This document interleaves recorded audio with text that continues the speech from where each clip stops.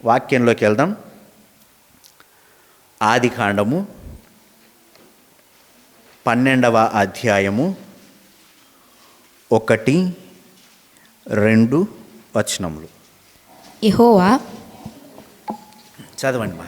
నీవు లేచి నీ దేశము నుండి నీ బంధువుల యొద్ద నుండి నీ తండ్రి ఇంటి నుండి బయలుదేరి నేను నీకు చూపించు దేశమునకు వెళ్ళుము.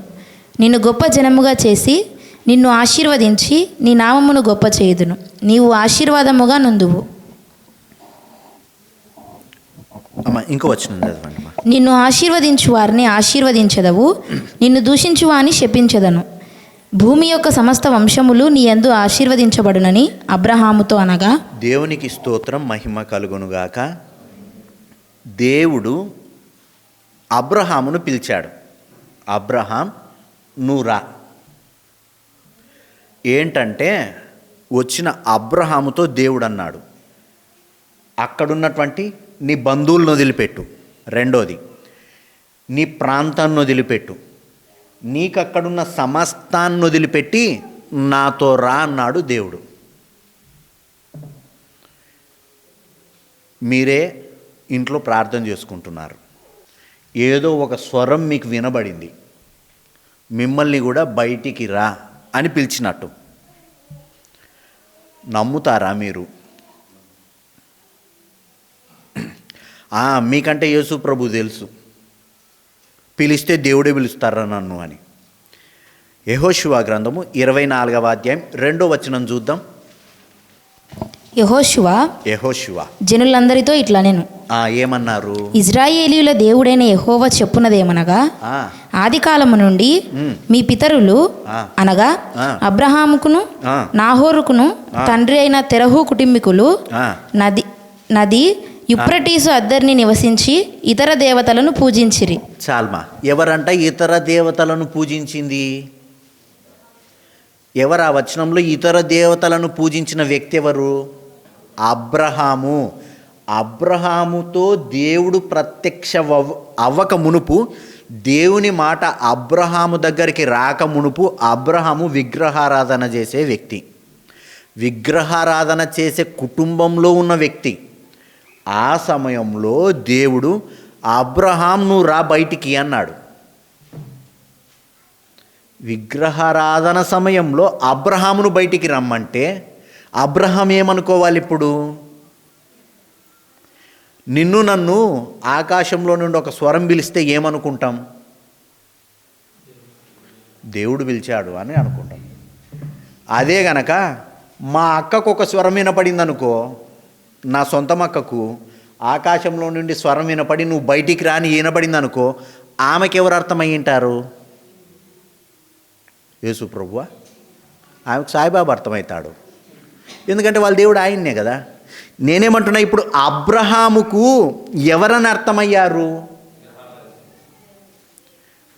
ఎవరని అర్థమయ్యారు అన్నది కొద్దిసేపు పక్కన పెడితే, హెబ్రీలకు రాసినటువంటి పత్రిక 11వ అధ్యాయము 8వ వచనం.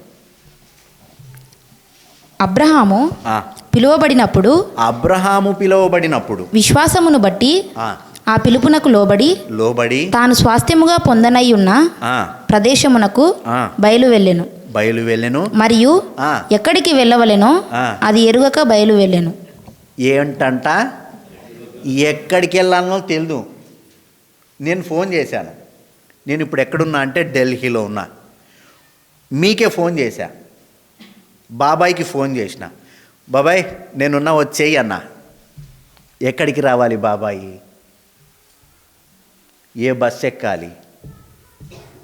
ఏ ట్రైన్ ఎక్కాలి? సరే ట్రైన్ ఎక్కి సర్రని వచ్చాడనుకో, నేను ఇక్కడున్నా. నేనేం చెప్తున్నానంటే, స్వరం వినపడింది, అబ్రహాము పెట్టెబెడ సర్దుకొని వచ్చాడు బయటికి. పెట్టెబెడ సర్దుకొచ్చిన తర్వాత దేవుడంట అబ్రహాముకు నందికొట్కూరుకురా, పాములు పాడుకురా, కర్నూలుకి రాని చెప్పలేదు, రమ్మన్నాడు. ఇంట్లో నుంచి బయటకు వచ్చినాడు, దారి ఎట్టుంటే అటు కదిలినాడు అబ్రహాం. అది అబ్రహాముకున్నటువంటి విశ్వాసం. అబ్రహాముకు దేవుడు ఒక్క చోట కూడా డైరెక్ట్ ప్రత్యక్షమై నేను చూడు అని చెప్పిన సందర్భాలు మనకు కనబడవు. స్వరం వినపడుతుంది, దేవుని వాక్ అతని యొద్దకు వచ్చినట్టుంటుంది తప్ప దర్శనమో కలనో వచ్చి కనబడి మాట్లాడినట్టు మనకు ఎక్కడ కనపడదు. పిలిచాడు, వచ్చాడు. 10వ వచనం చదువుదాం. 12వ అధ్యాయము ఆదికాండము 10వ వచనం. అప్పుడు ఆ దేశంలో కరువు వచ్చెను. ఆ దేశంలో కరువు వచ్చింది. ఆ దేశంలో చాలమా, కరువు వస్తే చదవమ్మా. ఆ దేశంలో ఆ, కరువు భారముగా నున్నందున అమ్మా. అబ్రాము ఐగుప్తు దేశంలో నివసించుటకు ఆ, అక్కడికి వెళ్ళెను. అతడు ఐగుప్తులో ప్రవేశించుటకు ఆ, సమీపించినప్పుడు అతడు తన భార్య అయిన షారాయితో, ఇదిగో నీవు చక్కని దానివని ఎరుగుదును. ఐగుప్తీయులు నిన్ను చూచి ఈమె అతని భార్య అని చెప్పి నన్ను చంపి నిన్ను బ్రతకనిచ్చెదరు. నిన్ను బ్రతకనిస్తారు, నన్ను చంపుతారు. నీ వలన నాకు మేలు కలుగునట్లును నిన్ను బట్టి నేను బ్రతుకునట్లును నీవు నా సహోదరివని దయచేసి చెప్పుమనెను. చెప్పండి. అబ్రాము చాలమ్మా. 15వ వచనం చదువుదమ్మా. ఫరో యొక్క అధిపతులు ఆమెను చూచి ఫరో ఎదుట ఆమెను పొగడిరి గనుక ఆ స్త్రీ ఫరో ఇంటికి తేబడెను. చాలమ్మా. అబ్రహాము యొక్క భార్య లోతు ముగ్గురు కలిసి దేవుడు పిలిస్తే బయటకు వచ్చారు. బయటికి వచ్చిన తర్వాత వీళ్ళు ఏ ప్రాంతానికి వచ్చారు? ఇప్పుడు కరువు భారముగానున్నందున ఎక్కడికి వచ్చారు? ఐగుప్తు ప్రాంతానికి వచ్చారు. ఐగుప్తు ప్రాంతానికి వచ్చిన తర్వాత ఐగుప్తు రాజు అయినటువంటి ఫరో ఏం చేశాడు? ఈమె గారిని తీసుకొని వెళ్ళారు. ఎవరిని? శారమ్మ గారిని తీసుకొని వెళ్ళాడు. దేవుడు పిలిచాడు. శారమ్మని ఈయన వెంటబెట్టుకొని వచ్చాడు. వెంటబెట్టుకొని వచ్చిన తర్వాత ఉన్న అమ్మగారిని అయ్యగారు తీసుకొని వెళ్ళారు. ఎందుకు తీసుకొని వెళ్ళారు? అబ్రహామును పక్కన దొబ్బి శారమ్మను పెళ్లి చేసుకుందామన్న ఉద్దేశంతో తీసుకొని వెళ్ళాడు. ఉదాహరణకు మనకు కావలసిన వ్యక్తులను, మనకు సొంతమైన వ్యక్తులను వేరే మనిషి తీసుకొని వెళ్తే ఎలా ఉంటుంది? ఒక వ్యక్తి దుర్మార్గుడు, నా కూతురుంది, మనకు కూతుర్లు ఉన్నారు, మన పాపను వాడు తీసుకొని వెళ్తే ఏం చెప్పా పెట్టకుండా నాకు నచ్చింది నేను తీసుకెళ్తున్నా, మాట్లాడొద్దు గమ్మునుండు అని అన్నాడు అనుకో, మన పరిస్థితి ఏంది? భార్య ఉంది, నాకు నచ్చింది నేను తీసుకెళ్తున్నాను, ఆ మనిషి తీసుకొని వెళ్తే ఎట్లుంటుంది? పరిస్థితి ఏంది? అతడు చూస్తేనేమో రాజు అయిపోయా, ఇతడు చూస్తేనేమో సామాన్య మనిషి అయిపోయా. సర్లే యుద్ధానికి ఎవరైనా నాతో పాటు సహాయం వస్తారా అని అడగడానికి ప్రయత్నం చేద్దామంటే 24 గంటలు నీ మాట వినపడుతుంది కానీ నువ్వు కనపడవు. ఎట్లుంటుంది పరిస్థితి? తేబడెను. అప్పుడు ఈయనను పిలిచింది ఎవరు? దేవుడు. విశ్వాసమును బట్టి వచ్చాడు. ఆ విశ్వాసాన్ని బట్టి వచ్చినప్పుడు ఎవరిపైన విశ్వాసం ఉందని హెబ్రీయులకు రాసినటువంటి పత్రిక 12వ అధ్యాయంలో చదివామంటే దేవునిపైన విశ్వాసం ఉంచి వచ్చినట్టు రాయబడింది. అక్కడ మనకు ఏ విశ్వాసము అంటే ఇక్కడ రాయబడింది. ఆ విశ్వాసము దేవునిపైన పెట్టుకున్నటువంటి విశ్వాసం. దేవునిపైన విశ్వాసాన్ని పెట్టుకొని ఇతడు కదిలొస్తే ఇతనికి దిక్కెవరిప్పుడు? సమస్యలు వచ్చినప్పుడు కట్టుకున్న వ్యక్తిని ఆ వ్యక్తి తీసుకెళ్తే ఇతడు వెళ్ళి అతనితో యుద్ధం చేయలేదు, మాట్లాడలేదు. మాట్లాడకుండా ఇతడు చేస్తే 17వ వచనం చూద్దాం. అయితే యెహోవా అబ్రాము భార్య అయిన షారాయిని బట్టి ఫరోను అతని ఇంటి వారిని మహావేదనల చేత బాధించెను. చాలమా. ఏం జరిగింది? ఫరో ఈమెను తీసుకొని వెళ్ళాడు. ఈమెను తీసుకొని వెళ్తే ఎంటర్ అయింది ఎవరు అంటున్నా ఇక్కడ? అబ్రహాము. ఏం చేశాడు అబ్రహాము? ఈయనను తీసుకొని వెళ్తే రాత్రికి రాత్రి ఫరోతో దేవుడు మాట్లాడాడు. జాగ్రత్త, అతడు నేను పిలుచుకున్న సేవకుడు, ఆ అమ్మాయిని తెచ్చుకోవడానికి నీకు ఎన్ని గుండెలు అని అడిగాడు దేవుడు. రాత్రికి రాత్రి అతడు అన్యజనుడు ఫరో మైండ్ సెట్ ఏంది తెలుసా? నేనే దేవుణ్ణి, నా కిందున్న విశ్వాసులంతా నా కొరకు ఏర్పరచబడినటువంటి అలగా జనాంగం, అంటే నాకు తొత్తులబ్బా, నేనే దేవుణ్ణి అన్నటువంటి మైండ్ సెట్ కలిగిన వ్యక్తి ఫరో. ఆ ఫరోతో దేవుడు మాట్లాడాడు, జాగ్రత్త అనేసరికి రాత్రికి రాత్రి తత్తరబుట్టుకొని వచ్చి భార్యను తెచ్చి ఇచ్చాడు. ఎందుకు అబ్రహామా నా జీవితంతో ఆటలాడతావు? నువ్వు ఒక్క మాట ఈమె నా భార్య అని చెప్పింటే నేను అన్నీ మూసుకొని పక్కకి వెళ్ళిపోదునుగా. ఫరో అబ్రహామును బ్రతిమిలాడుకునే స్టేజ్కి తెచ్చాడు. ఎవరు తెచ్చారు? దేవుడు తెచ్చాడు. నేను చెప్పాలనుకుంటున్న మాట ఏంటంటే, నీకు నాకు ఈ భూమి మీద సపోర్ట్ ఉండాల్సింది దేవుడు, మనుషులు కాదు. నా సపోర్ట్ మీరు తీసుకున్నారనుకో, నాకు తిక్క రేగిందనుకో, నేను ఫరో సపోర్ట్కి వెళ్ళిపోతా. మనుషులు అలాంటోళ్ళు. బుద్ధి క్షణాల్లో మారిపోతుంది, నిమిషాల్లో మారిపోతుంది. నీకు ఏ వ్యక్తినైనా ఆధారంగా తెచ్చుకుంటే అర సెకండ్లో మనిషి మారిపోగలడు. అందుకే అతన్ని మనిషి అన్నాం.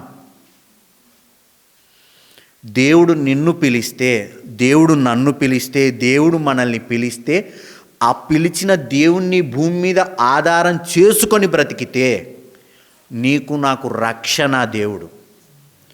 నిన్ను నన్ను వదిలిపెట్టాడు. అందుకే అంటాడు యెషయా గ్రంథంలో తనను తాను ఎంత బాగా చెప్పుకుంటాడంటే, రే రే రే మీ అమ్మాయిన మిమ్మల్ని మర్చిపోతుంది, నేను మిమ్మల్ని మరవను. మీకు తెలియదు, నేను మిమ్మల్ని నా అరచేతిలో పెట్టుకున్నా. నాకు దినం తెరిస్తే ఇలా మీరు నాకు కనపడతారు. ఎప్పుడు నేను మిమ్మల్ని ఇలానే చూసుకుంటుంటా. మీరు అనుకుంటున్నారు నన్ను వదిలిపెట్టి బ్రతుకుతున్నాడు దేవుడు, చెరకప్ప చెప్పాడని మీరు అనుకుంటున్నారు. నేను ఈ భూమి మీద ఈ సమస్త సృష్టిని చేసి, ఈ సమస్త సృష్టిలో మిమ్మల్ని అంతగా ప్రేమిస్తున్నా. మీరంటే నా ప్రాణం పెట్టేంత ఇష్టమని మాటతో కాదు క్రియతో చూపించాడు ఆయన. ఆధారము దేవుడు, డబ్బు కాదు, ఉద్యోగాలు కాదు, పలుకుబడి కాదు, నచ్చిన వ్యక్తులు కాదు, కట్టుకున్న వ్యక్తులు కాదు, నీకు రేపొద్దున ఉపయోగపడతారని పెంచుకుంటున్న నీ పిల్లలు కాదు, ఎవరూ కాదు. మనకు ఆధారము మన దేవుడు. ఆదికాండము 20వ అధ్యాయం 1-2 వచనాలు. అక్కడ నుండి అబ్రహాము దక్షిణ దేశమునకు తరలిపోయి కాదేశుకును షూరుకును మధ్య ప్రదేశంలో నివసించి గెరారులో కొన్నాళ్ళు ఉండెను. అప్పుడు అబ్రహాము తన భార్య అయిన షారాను గూర్చి, ఈమె నా చెల్లెలని చెప్పాను గనుక గెరారు రాజైన అబీమెలెకు షారాను పిలిపించి తన ఇంట చేర్చుకొనెను. చాల్మా. ఇంతకుముందు తీసుకుపోయిన వ్యక్తి ఎవరు? ఫరో ఏ దేశానికి అధిపతి? ఐగుప్తు దేశానికి అధిపతి. ఇక్కడ ఆయన పేరేం పేరు? అబీమెలెకు అంటే ఏ ప్రాంతానికి అధిపతి? గెరార్ అన్నది ఏ దేశంలోని భాగము? ఫిలిస్తీన్ల దేశంలోని భాగం.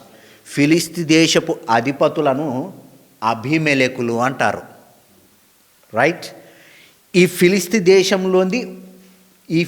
దేశంలోని ఒక భాగము గెరారు.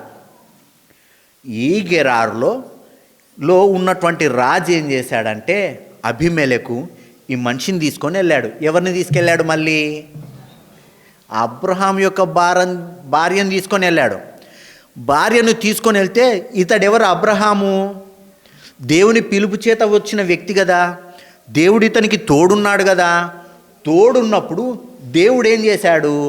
వెంటనే 3వ వచనం.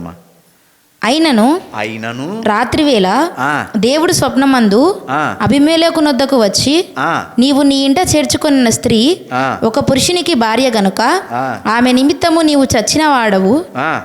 సు- చచ్చిన వాడవు వాడవు సుమా అని చెప్పాను. అని చెప్పాను. మళ్ళీ ఎవరు ఎంటర్ అయ్యారు ఇప్పుడు? దేవుడు ఎంటర్ అయ్యారు. దేవుడు ఎవరికి చెప్పాడు? అబీమెలెక్కు చెప్పాడు. ఏమని చెప్పాడు?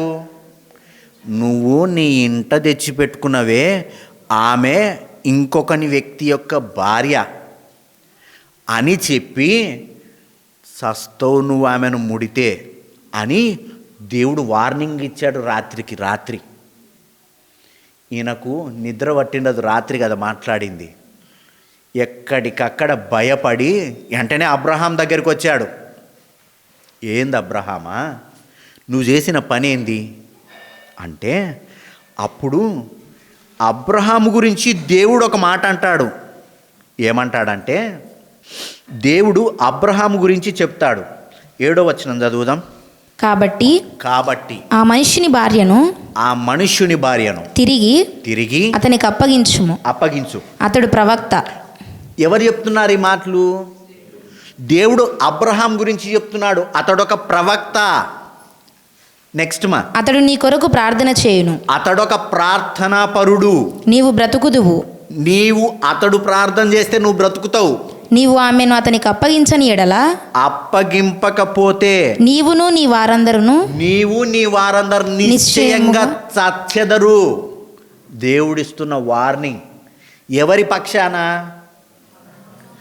అబ్రహాము పక్షాన దేవుడు వార్నింగ్ ఇస్తా అన్నాడు. మరి అబ్రహాం ఏం చేస్తా అన్నాడు?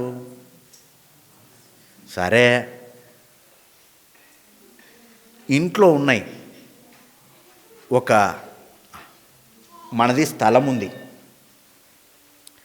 స్థలాన్ని ఒక ఆయన బలవంతంగా వచ్చి ఇది నాది అని తీసుకొని పోయాడు అనుకో, ఇది నాకు నచ్చింది అయ్యా నేను తీసుకుంటా అంతే అని అన్నారనుకో, మనం ఏం చేస్తాం అప్పుడు? ఓ లాయర్ను పెట్టుకున్న మాట, తెగని పని, కాని పని, కష్టం కదా. అట్లా అప్పుడు ఆ మనిషి పడే వేదన ఏంది? నీది కొన్ని సంవత్సరాల నుంచి తెచ్చి పెట్టుకొని ఉంచుకున్న దాన్ని ఒక వ్యక్తి తీసుకొని వెళ్ళాడనుకో, నీ గుండెల్లో ఎంత బాధ ఉంటుంది, ఎంత ఇబ్బంది పడుతుంటావు. అలాంటి పరిస్థితుల్లో దేవుడు ఎంటర్ అయ్యి, దేవుడు అక్కడున్నటువంటి అబీమెలెకుతో అన్నాడు, అతడొక ప్రార్థనాపరుడు, అతడు ప్రవక్త అని చెప్పి దేవుడు ఏం చేశాడంటే ఇతని పక్షాన యుద్ధం చేశాడు. ఇతడేం కత్తి పట్టుకొని రాజెదురుగా నిలబడిందేం లేదు. అయినప్పటికీ ఇతడు గమ్మునున్నాడు, దేవుడు యుద్ధం చేశాడు. మన జీవితాల్లో కష్టాలు, ఇబ్బందులు, శ్రమలు అన్నవి ఉన్నాయా లేవా? నీ కొద్దీ నా కొద్దీ బలవంతులు మన పైన ఉన్నారుగా. వాళ్ళు నిన్ను నన్ను శ్రమ పెడుతున్నారు కదా, బాధ పెడుతున్నారు కదా, ఇబ్బంది పాలు చేస్తున్నారు కదా. అబ్రహాము చేసిన పని మనం చేద్దాం. అబ్రహాం అంట 17వ వచనం, 20వ అధ్యాయము ఆదికాండము 17వ వచనం. అబ్రహాము దేవుని ప్రార్థించాడు. దేవుడు అబీమెలెకును అతని భార్యను అతని దాసీలను బాగు చేసేను. వారు పిల్లలు కనిరి. దేవుడు ఏం చేశాడు? ఒక్కసారిగా ఈ అబీమెలెకు అబ్రహాం యొక్క భార్యను తీసుకుపోయేసరికి లోపలున్న గర్భాలన్నీ మూసిపెట్టాడంట, కడుపులన్నిటిని మూసిపెట్టాడు. ఈ గర్భం వచ్చి కాన్పవ్వడానికి సమయం ఎంత పడుతుంది? ఎన్ని నెలల సమయం పడుతుంది? 9 నెలల సమయం పడుతుంది. అంటే అబ్రహాం గారు తన భార్యను తీసుకుపోయిన 9 నెలలు అలానే వెయిట్ చేస్తూ ఉన్నాడు.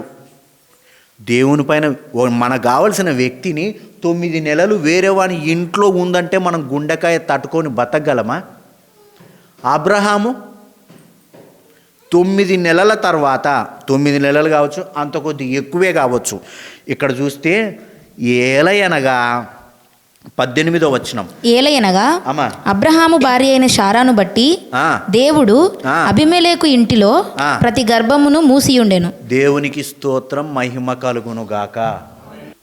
అబ్రహామును దేవుడు పిలిచాడు, విశ్వాసమును బట్టి అతడు బయటికి వచ్చాడు, విశ్వాసమును బట్టి అతడు వెంబడిస్తున్నాడు దేవుణ్ణి.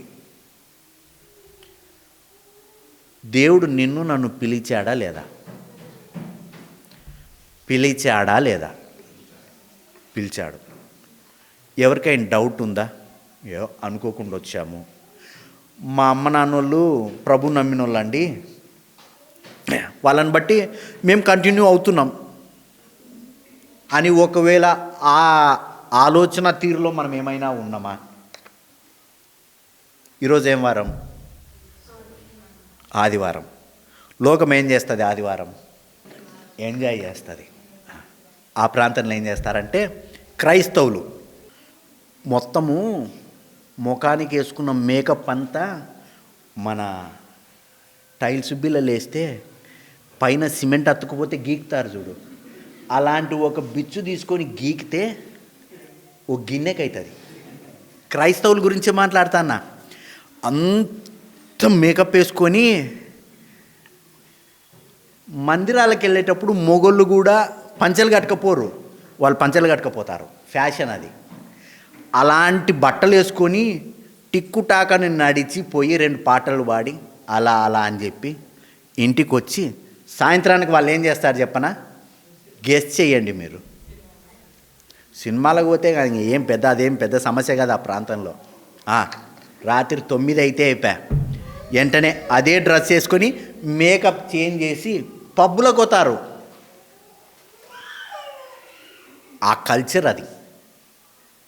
ఆదివారం పూట దేవుడు దేవుడే, లోకం లోకమే. బ్యాప్టిజం తీసుకున్న వాళ్ళు ఈడు ఉన్నారు, తీసుకొని సంవత్సరాలు గడుస్తున్నాయి. మీరు సినిమా టాకీస్ మెట్టెక్కారా అని అడుగుతున్నా.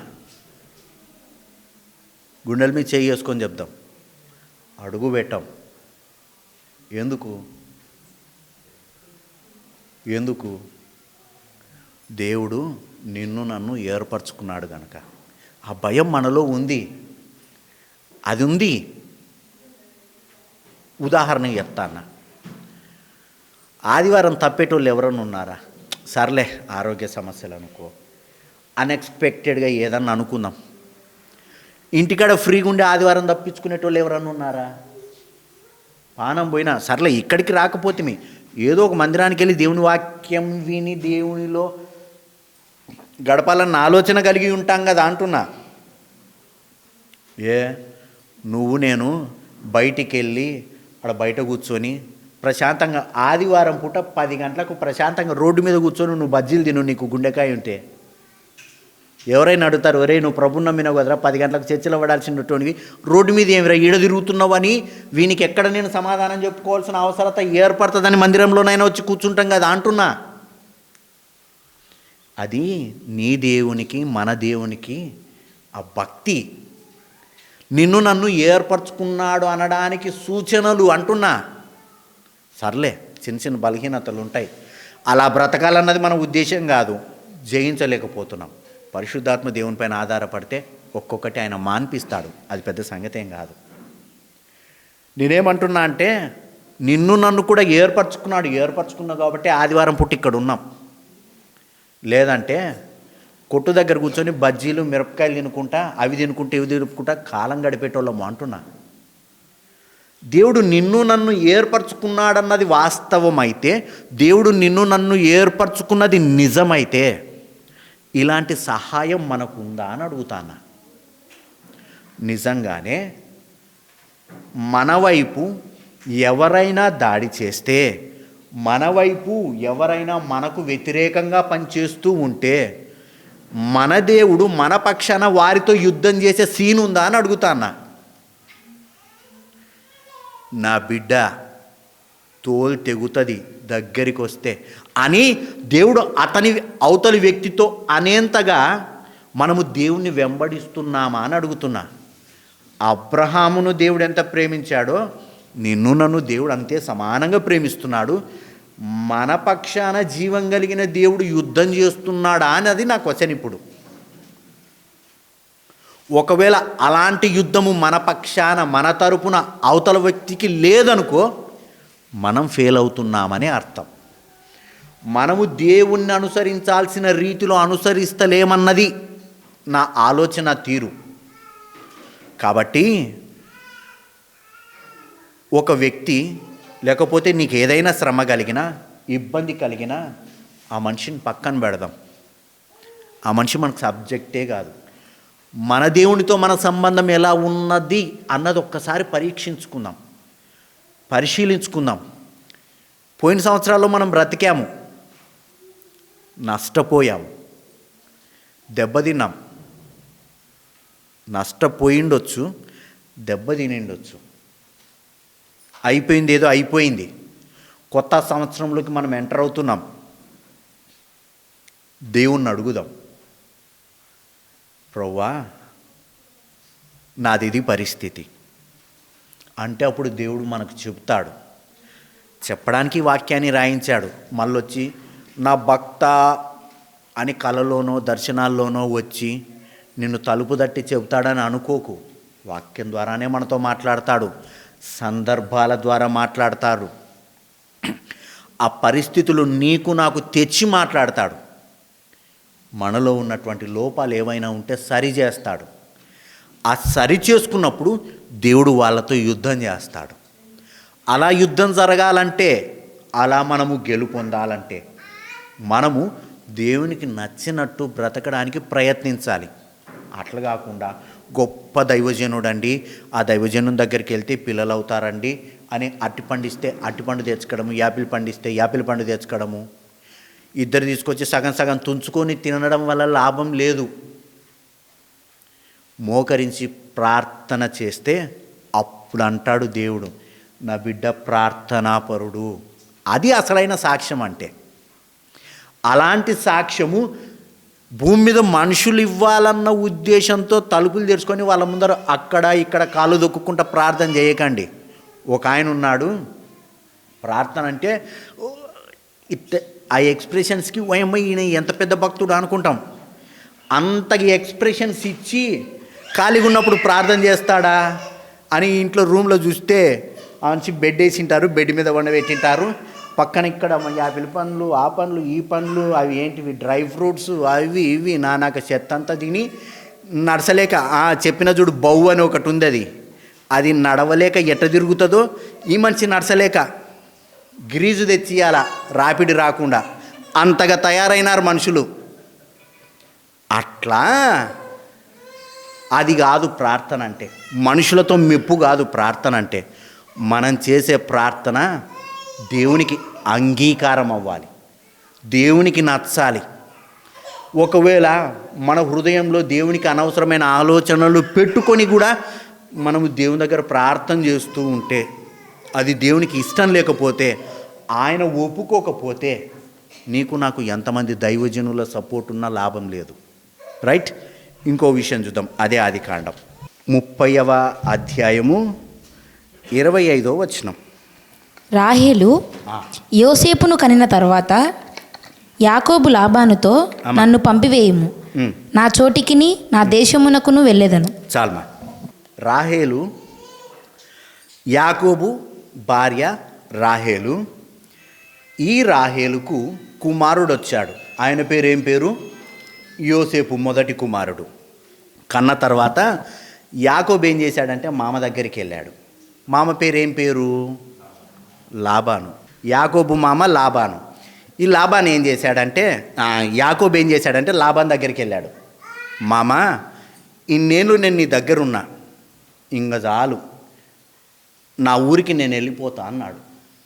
అంటే అప్పుడు అంటాడు, సర్లే వెళ్ళిపోదు అని చెప్పిన తర్వాత 31వ అధ్యాయం 1వ వచనం.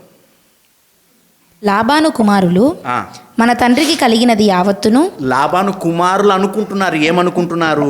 మన తండ్రికి కలిగినది యావత్తును యాకోబు తీసుకొని మన తండ్రికి కలిగిన దాని వలన ఆ యావదాస్తి సంపాదించనని చెప్పుకొన్న మాటలు యాకోబు వినెను. యాకోబు విన్నాడు. ఏమనుకుంటున్నారంటే లాబాను కుమారులు అనుకుంటున్నాడు, మా నాయన కాడ సొమ్మంతా కొట్టేసిపోతున్నారా వీడు అని అన్నారు. రైట్. తర్వాత 2వ వచనం. మరియు అతడు లాబాను ముఖము చూచినప్పుడు, మామ ముఖము చూచినప్పుడు, అది నిన్న మొన్న ఉండినట్లు ఇంతకు ముందులాగా మామ లేడు, అతని ఎడల ఉండలేదు. కాబట్టి నేను ఉండలేను అనుకొని దారి కడుతున్నాడు, బయటికి వెళ్ళాలన్న ఆలోచనలో ఉన్నాడు యాకోబు. రైట్. అయితే ఒక టెస్ట్ జరుగుతుంది ఇక్కడ. సరే, నువ్వు వెళ్తానంటున్నావు, వెళ్ళు, ఇవన్నీ నావే చూడు మేకలు అంటాడు. అంటే అప్పుడు 32వ వచనం, 30వ అధ్యాయము 32వ వచనం. నేడు నేను నీ మంద అంతటిలో నడిచి చూచి పొడలైనను మచ్చలైనను గల ప్రతి గొర్రెను, గొర్రె పిల్లలలో నల్లని ప్రతి దానిని, మేకలలో మచ్చలైనను పొడలైనను గల వాటిని వేరుపరిచెదను. అట్టివి నాకు జీతమగును. ఇక మీదట నాకు రావలసిన జీతమును గూర్చి నీవు చూడవచ్చినప్పుడు నా న్యాయ ప్రవర్తనయే నాకు సాక్ష్యమగును. మేకలలో పొడలైనను మచ్చలైనను లేనివన్నీయు, గొర్రె పిల్లలలో పొడలు మచ్చలు లేనివన్నీయు, గొర్రె పిల్లలలో నలుపు లేనివన్నీయు నా యొద్దనున్న ఎడల నేను దొంగిలి తినని చెప్పవచ్చును నేను. రైట్. నా దగ్గర ఉండేటివి ఏంటివంటే మచ్చలు కలిగినవి, అంతేనా? నల్లని పొడలు కలిగినవి నావే. తెల్లకి కానీ పచ్చకి కానీ ఎర్రకి కానీ రంగులు రకరకాల రంగులు ఉంటే నీవి. డీల్ కుదుర్చుకున్నారు. ఈయన ఏం చేస్తాడంటే యాకోబు గొర్రెలను తీసుకొని వెళ్తాడు. తీసుకెళ్ళి గొర్రెలకు సాయంత్రమో మధ్యాహ్నమో గడ్డి తిన్నాక ఏం చేస్తారు? నీళ్ళు దాపుతారు. నీళ్ళు దాపేటప్పుడు అవి నీళ్లు తాగడానికి వెళ్ళినప్పుడు అక్కడ ఉన్నటువంటి చెట్టు కొమ్మలు నరుక్కొని వచ్చి ఆ నీళ్ళలో కింద చిన్న కాట్లు పెట్టి కింద ఇట్లా పెట్టాడంట. పెట్టినప్పుడంట ఈ మేకలు వాటిలో చూసి నీళ్లు తాగాయంట. చూసి నీళ్లు తాగినప్పుడు అలాంటి మచ్చలు కలిగిన పిల్లలే పుట్టినాయి అంట. మనం ఎప్పుడన్నా చేద్దాం, ఇట్లా జరుగుతాయా? రోజు మేకలకు కళ్ళకు అంతెందుకు ఊకొకటి స్పెట్స్ తెచ్చి నల్లని మచ్చలు చారలు ఉన్న స్పెట్స్ పెట్టామనుకో, అవి చూసి అట్టే పిల్లల్ని కనదా? ఆ పని చేద్దాం, జరుగుతుందా అట్లా? ఈయన ప్రయత్నం చేశాడు. ప్రయత్నం వలన కాదు, దేవుడు అతనికి తోడుండడం వలన అవి జరిగినాయి. ఎవరికి? యాకోబుకు. వద్దులేండి, మా 3వ వచనం చదవండి. అప్పుడు యెహోవా నీ పితరుల దేశమునకు నీ బంధువుల యొద్దకు తిరిగి వెళ్ళుము, నేను నీకు తోడై ఉండేదనని యాకోబుతో చెప్పగా. ఎవరు తోడున్నారు? దేవుడు తోడున్నాడు. 6వ వచనం చదవండి. యాకోబు పొలములో తన మంద యొద్దకు రాహేలును లేయాను పిలువనంపి వారితో ఇట్లా నేను, మీ తండ్రి కటాక్షము నిన్న మొన్న నా మీద ఉండినట్లు ఇప్పుడు నా మీద నుండలేదని నాకు కనబడుచున్నది. అయితే నా తండ్రి యొక్క దేవుడు నాకు తోడై ఉన్నాడు. దేవునికి స్తోత్రం, మహిమ కలుగును గాక. ఎందుకన్నాడంటే ఈ మాట, అన్ని గొర్రెపిల్లలు ఇతని దగ్గరికి వచ్చేసరికి నా దేవుడు నాకు తోడున్నాడు అన్నాడు. నా జ్ఞానం పనిచేసింది, దేవుడు నాకు టెక్నాలజీ ఇచ్చినాడు, అవి చేసిన ఇవి చేసిన పిల్లలు పుట్టినాయి అని అనడంలే. నా దేవుడు నాకు తోడున్నాడు. మీ తండ్రికి నా యావత్ శక్తితో కొలువు చేసి తినని మీకు తెలిసే ఉన్నది. తెలిసింది. మీ తండ్రి నన్ను మోసపుచ్చి 10 మార్లు నా జీతము మార్చెను. అయినను దేవుడు అతని నాకు హాని చేయనీయలేదు. లాబాను చేత హాని చేయకుండా ఎవరు కాపాడారు? జీవం కలిగిన దేవుడు కాపాడాడు. జీవం కలిగిన దేవుడు యాకోబును కాపాడడానికి గల కారణం ఏంటంటే, అబ్రహాము ఏ విశ్వాసముతో దేవుణ్ణి వెంబడించాడో ఆ విశ్వాసంలో పాలిభాగస్తుడు యాకోబు. ఆ విశ్వాసంలో పాలిభాగస్తుడైనటువంటి యాకోబుకు దేవుడు తోడున్నాడు. దేవుడు తోడున్నందుకు ఆయన ఏది చేస్తే దాన్ని దేవుడు డబల్ చేస్తా అన్నాడు కదా. ఈయన ఏం చెప్పకుండా వెళ్ళిపోయాడు. వెళ్ళిపోతే అప్పుడు మామ వచ్చినాడు వెనక. ఏ మామ? లాబాను మామ వస్తే 24వ వచనం చదువుదాం. ఆ రాత్రి స్వప్నమందు దేవుడు సిరియా వాడైన లాబాను నొద్దకు వచ్చి, నీవు యాకోబుతో మంచిగాని చెడ్డగాని పలుకకుము, జాగ్రత్త సుమి అని అతనితో చెప్పెను. ఎవరు చెప్పారు? దేవుడు చెప్పాడు. ఏమని చెప్పాడు లాబానుకు? నువ్వే గనక యాకోబు జోలికి వెళ్ళావనుకో నీ తోలు తెగుత చూడు అన్నాడు. పొద్దున్న లేచిన నుంచి సాయంత్రం వరకు మనం ప్రార్థన చేద్దాం, ప్రభువా నాకు కనపడు, నాతో మాట్లాడు అని. మీకు నిజంగానే మనుషుల్ని మెప్పేయడానికి కాకుండా, లేకపోతే దేవుడు నాతో మాట్లాడతాడని గొప్ప చెప్పుకోవడానికి కాకుండా, నిజంగానే దేవుడు నిజంగానే స్వరం ఎప్పుడైనా ఉత్తుత మాటలొద్దు, నా భక్త అని దేవుడు నీతో మాట్లాడిన సందర్భం ఉందా? గుండె మీద చేసుకొని చెప్తాం. నిజంగానే దేవుడు, యెహోవా దేవుడు ఆకాశంలో నుండి స్వరం నాకు వినిపించాడు. మామూలు మాటలొద్దు, స్పష్టంగా ఉందా? విశ్వాసులము, దేవునికి రక్తంలో కడగబడిన మనతోనే అలాంటి సంబంధం లేదు. కానీ లాబానుతో మాట్లాడినాడంట దేవుడు. ఎవరి కోసము? యాకోబు కోసం. కొంతమంది చెప్పేటోళ్ళు ఉంటారు, దేవుడండి నాకు అది బయలుపరిచాడు, ఇది బయలుపరిచాడు అని. ఫస్ట్లో తెలియక గుడ్డిగా నమ్మినాం. ప్రార్థన చేస్తారు, అన్నీ మాకు దేవుడు చెప్పే చేస్తాడు, మాకు చెప్పే జరుగుతాయి అన్నీ. మాకు దేవునికి అంత సంబంధం ఉంది, పిలిస్తే పలుకుతాడు ఆయన, పిలిచకపోయినా ఆయనే వచ్చి చెప్పిపోతాడు అని చెప్పే రకంగా చెప్తుంటే, ఓయ్యమ్మ మేము అప్పుడు అన్ని జనులు విగ్రహారాధికులము, మా పాపనోళ్ళ కొద్ది వీళ్ళు ఎక్కువ అనుకున్నాము. అనుకొని వీళ్ళు చెప్పిందల్లా గుడ్డిగా నమ్మినాము. ఏం చెప్పారంటే, ఓ రోజు పొలంలో బోరేస్తున్నారు. బోరేస్తుంటే చెప్పారు, ప్రార్థన చేయండి బోర్ పాయింట్ ఎక్కడనో అని. కొంచెం అక్కడ బోర్ పాయింట్ అన్నారు. బోర్ దించితే బోర్ కాదు, ఉత్తమ మన్ను పడింది.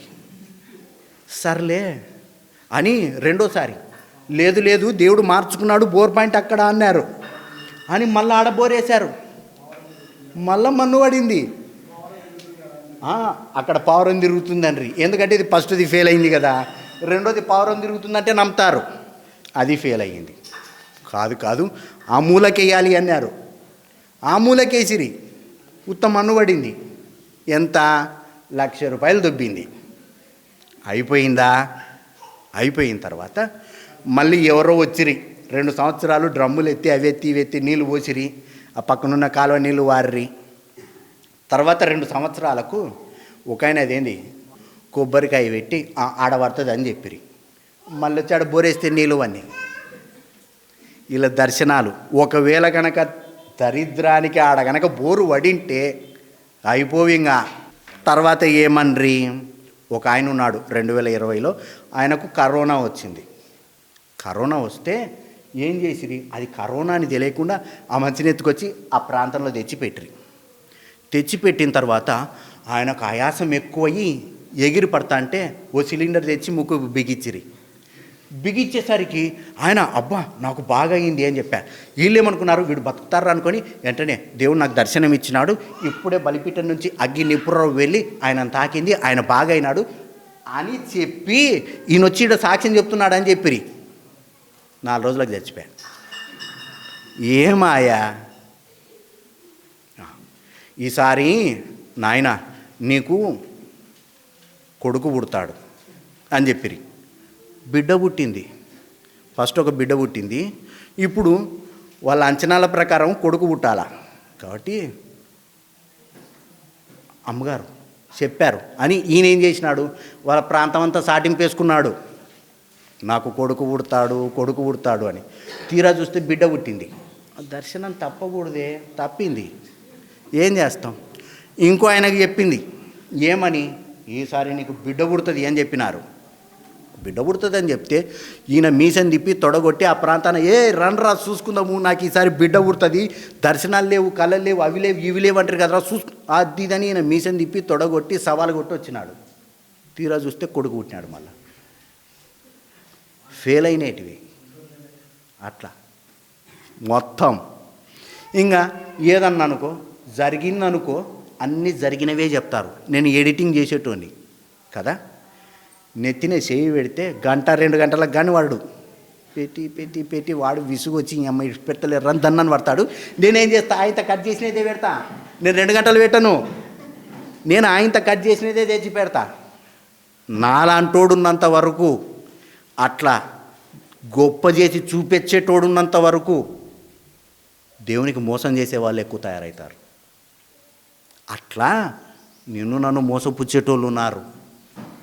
వచ్చేవన్నీ కనబడేవన్నీ నిజాలు కావు. వాళ్ళు నన్ను నమ్మడానికి ఏమంటారు చెప్పనా, పిలుపుంది అని అడుగుతారు. తర్వాత అభిషేకం, పదాలకు అర్థాలు తెలియవు, 2వ తరగతి ఏబిసిడీలు చక్కగా చెప్పలేరు. అభిషేకము పిలుపు అంటారు. ఎందుకు అవసరమా మనకు? కాబట్టి జీవం కలిగిన దేవుణ్ణి వాక్యంలో ఉన్నట్టు ఆరాధిద్దాం. మనుషుల దగ్గర గొప్ప చెప్పుకోవడానికి పోయి ఆయన నామానికి చెడ్డ పేరు తేకూడదు. అవమానం తీసుకొని రాకుండా బ్రతుకుదాం. మన దగ్గర గొప్ప చేయాల్సిన పనిలే దేవుని, ఆయనకు అవమానం లేకుంటే చాలు. అలాంటి దగ్గర నుంచి మనల్ని విడిపించినందుకు, ఆ లాభాను నుంచి విడిపించినందుకు దేవునికి స్తోత్రం చెప్ప బద్దులమై ఉన్నాం మనం. కాబట్టి ఇక్కడ ప్రస్తుతానికి ఇక్కడికి వస్తే, లాబానుతో దేవుడు మాట్లాడాడు, నువ్వు యాకోబు జోలికి వెళ్ళావంటే ఉంది అని. యాకోబుకి ఎవరు తోడున్నారు అని అడుగుతున్నా. జీవం కలిగిన దేవుడు తోడున్నాడు. మన జీవితాల్లో అద్భుతాలు జరగాలన్నా, ఆశ్చర్యకార్యాలు జరగాలన్నా, లేకపోతే నీకు నాకు ఏదైనా రావాలన్నా, మన దగ్గర ఉన్నది ఏదైనా మనకు దేవునికి ఇష్టం లేని పోవాలన్నా దేవుని పట్టుకుందాం, దేవుణ్ణి ఆశ్రయిద్దాం. ఇక్కడ వీళ్ళకు దేవుడు తోడున్నందుకు అన్యజనుల ప్రాంతంలో బ్రతుకుతూ ఉన్నా వీళ్ళను ముట్టేటోళ్ళు లేరు, ముట్టుకునేటోళ్ళు లేరు. సమూయేలు గ్రంథం, 1 సమూయేలు గ్రంథం 23వ అధ్యాయము 14వ వచనం. అయితే దావీదు అరణ్యములోని కొండ స్థలముల యందును జీపు అను అరణ్యమున ఒక పర్వతమందును నివాసము చేయుచుండెను. సౌలు అనుదినము అతని వెదికినను, సౌలు అనుదినం ఎతుకుతున్నాడంట. దేవుడు సౌలు చేతికి అతన్ని అప్పగించలేదు. దేవునికి స్తోత్రం, మహిమ కలుగునుగాక. రాజు సమస్తమైన బలముంది, బలాఢ్యులు ఉన్నారు, కత్తుదూయువారు ఉన్నారు, ఈటెలు విసిరే వాళ్ళు ఉన్నారు. అంతమంది కలిసి 1000 మంది అరణ్యంలో ఎతుకులాడుతుంటే కూడా దావీదును దేవుడిట్లా తన చేతిలో కాపాడుకున్నాడు. అనుదినము ఎతుకుతున్నా కూడా వాళ్ళకు కళ్ళకు కనబడకుండా తీసిపెట్టుకున్నాడు జీవం కలిగిన దేవుడు. ఎందుకు? దేవుణ్ణి దావీదు ఆశ్రయించే వ్యక్తి. ఆకలి అవుతుంది, ఇంట్లో ఆకలి అయిందనుకో, ఏం చేస్తారు చెప్పండి? ఆకలి అయితే ఏం చేస్తాం? అన్నం తింటాం. అన్నం ఎక్కడుంటుంది? అన్నం ఎక్కడుంటుంది? అన్నం గిన్నెల్లో ఉంటుంది. రైట్. అన్నం గిన్నెలో అన్నం లేకపోతే మీరు ఏం చేస్తారు? వండుకుంటారు. నేనే చెప్తాను, మీకు రానట్టున్న ఇవన్నీ. వండుకుంటారు. వండుకోవడానికి బియ్యం లేకపోతే ఏం చేస్తారు? పైసలే లేవు, జొమాటోలో ఆర్డర్ పెడతామంటారేమో, పైసలు లేవు అంటున్నా. తిండికి లేకపోతే ఏం చేస్తామంటే, జీవితం మీద విసుగొచ్చి ప్రవ్వ నాకు ఏం లేవు అనే పరిస్థితులు వచ్చినప్పుడు మోకరించి ప్రార్థన చేస్తాం, సహాయం చేయను ఆయన అని.